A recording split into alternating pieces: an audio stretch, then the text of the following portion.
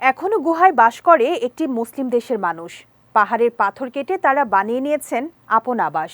জানালা, দরজা, সিঁড়ি সবই রয়েছে তাদের এই বাসস্থানে। ৭০০ বছরেরও বেশি সময় ধরে এসব মানুষ বাস করে আসছে সেসব গুহায়। বিস্তারিত থাকছে ডেস্ক রিপোর্টে। আধুনিক যুগে এসেও যদি শুনতে হয় এখনো মানুষ গুহায় বাস করছে, সেটা বিশ্বাস করা বেশ কষ্টসাধ্য।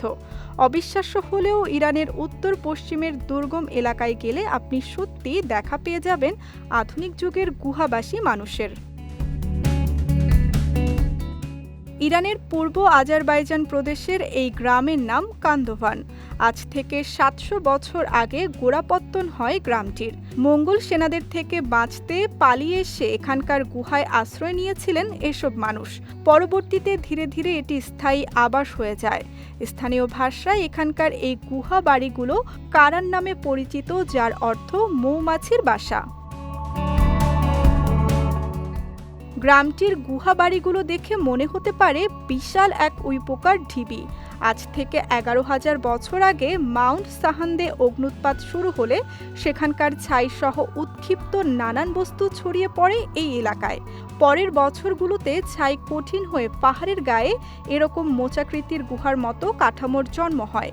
এখানকার অধিবাসীরা তাদের প্রয়োজনে এসব গুহার পরিধি বাড়িয়েছে। তৈরি করেছে দোতলা থেকে ৪তলা গুহা বাড়ি, যেখানে থাকে শোয়ার ঘর, গুদাম, পশু পাখির খোয়ার। এছাড়াও পাথর কুঁদে তৈরি করা হয়েছে দরজা, জানালা, বারান্দা ও সিঁড়ি।